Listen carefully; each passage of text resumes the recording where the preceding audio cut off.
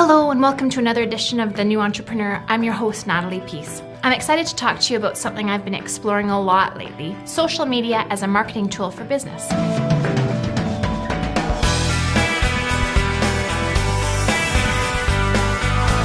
For teenagers and people in their 20s, social media is usually a major part of daily life. Twitter, Facebook, and blogs are just part of the social element of the web, where younger generations hang out and spend hours every day. For people who didn't grow up online, however, this world is often a strange and unfamiliar territory. And it can seem like a big waste of time for someone who wants to build a business. I would tend to agree with that if you're just playing around with social media. But if you have a strategic plan for using the internet, it can be a powerful marketing tool like nothing you've ever tried before. It's all about the know, like, and trust factor. By letting people get to know and like you, they'll trust and be willing to spend money for your products or services. First things first, do you have a website? If you have a business, you need a website. In this day and age, you can't afford to rely on the phone book to let people know about your existence. Google is the most used search engine online. People use it to find products and services they want. And if you don't have a website that's easy to find, you will get passed over for the businesses who do. You don't need to spend thousands of dollars to create a good site these days. You can build a decent looking site with free WordPress templates and simply pay for a domain name and hosting, which usually costs around $100 a year.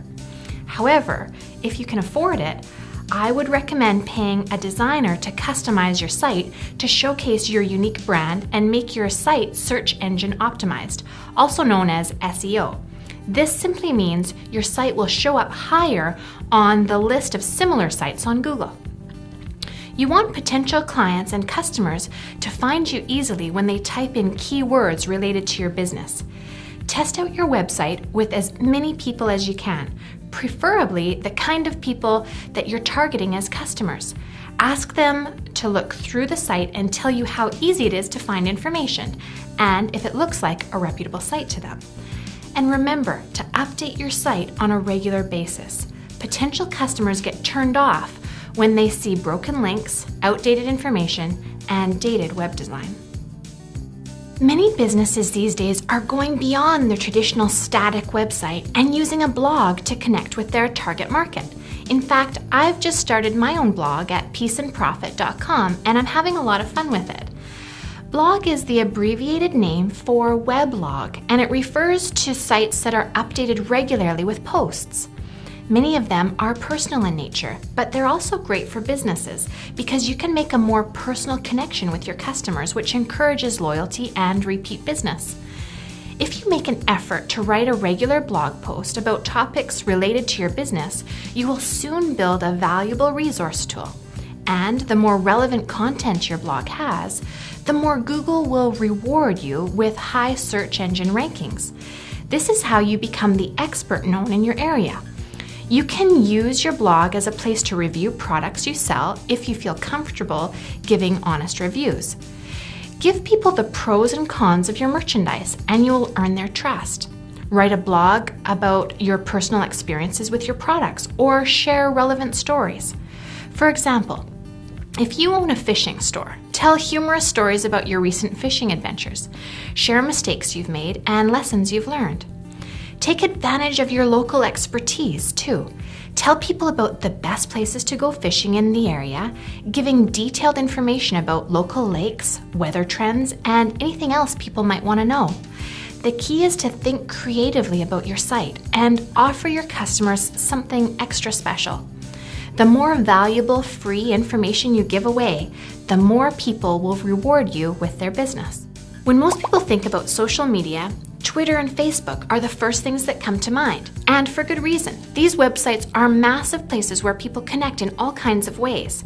It can be easy to dismiss them as big time wasters, but if you're deliberate in your approach, you can take advantage of the broad reach these sites have. This is another area I'm starting to explore more. You can visit my new Facebook fan page and my Twitter profile by clicking on the links below. Google Plus is a new social media venture I haven't explored fully yet because it's currently in beta testing mode, but it looks like serious competition because it allows for ease of communication on so many levels, including video chat. If you do have a blog, you'll want to use Twitter, Facebook, and Google+ to let people know about your latest blog posts. But you should also be using them to tell people about your special deals, promotions, and contests that you're having. Remember, the key to being successful, though, is generosity. Always be giving as much free, valuable information as you can. With the fishing store example, you could be giving people brief updates on which fish are jumping at the local lakes, or which lures you've recently had success with. Again, this helps build your know, like, and trust factor.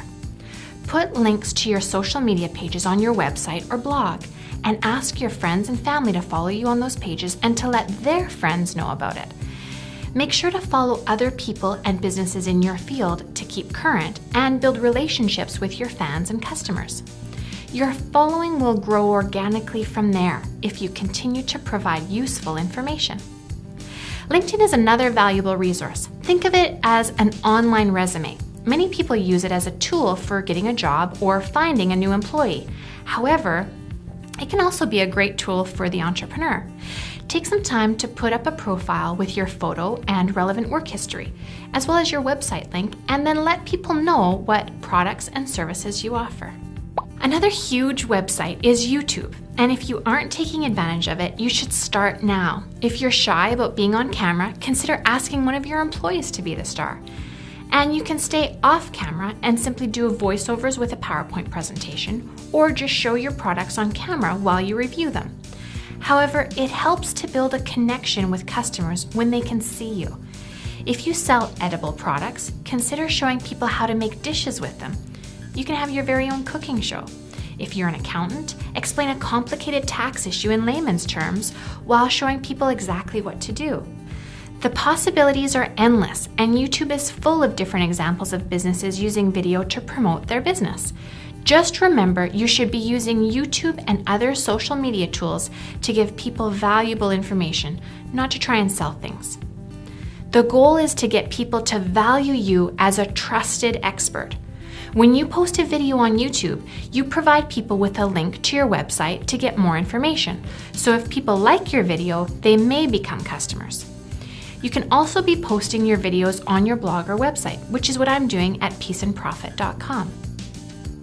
I've just outlined a few of the major social media options here. There are several more, and you can read about them online in our action steps for success. Just remember, whatever types of social media you use, there are a few important things to keep in mind. First, be sincere. The new world online is all about authenticity and connection. Let people get to know and trust the real you, and they will be more likely to do business with you. Common sense applies here, though. You don't need to share every single personal detail of your life. Be generous. Social media websites are not the place to sell. Yes, you should definitely let people know about special promotions and offers you have, but people are looking for information more than anything. And if you can provide them with the information they need, they may eventually reward you with business and tell their friends about you. So think about how you can give rather than what's in it for you. The more generous you are, the more benefit you will see later. Third, be consistent. Commit yourself to using social media on a regular basis, or don't bother at all. It can be a significant investment of time up front, but it doesn't have to take you a lot of time to write brief Twitter and Facebook updates and write weekly blog posts. If you don't have time to do it, consider paying an employee or a professional writer to do it. 4 is be visible. Whenever possible, put up photos of yourself, your team, your store, and products. Humans are visually stimulated, and the web is all about having a visual presence. 5, be creative. People are either looking for information or entertainment when they're online. So if you can do both, you'll become more successful. Use your personality, your sense of humor, and your unique style to help build an online presence. Think about how you can be different and make a real impact online, and always be looking for ways to surprise and delight people. It can seem overwhelming and even scary to dive into the world of social media, but it can also be a fun and rewarding way to connect with potential clients and customers over a subject that you're passionate about, your business. I love that successful online marketing is all about authenticity, generosity, and connection. But aren't these the keys not only to success in business, but to life in general? Thanks for watching. Join me for the next episode when I'll be talking about the importance of setting up clear systems in your business. I'm Natalie Peace for The New Entrepreneur.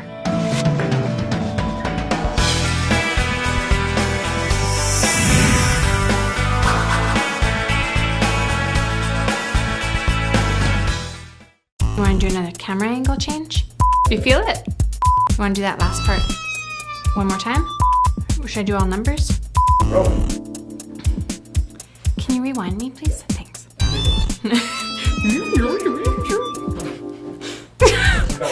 Do you realize we all did it at the same time? Sorry, there's wrong things happening all over the place in that one. Wrong, sick and wrong. Okay, seriously? Yeah. Okay. Hiya, holeya, hum. First time I did it, my dog did the weird dog down, you know, the downward facing dog stretch. And I was like, oh my God, it really works.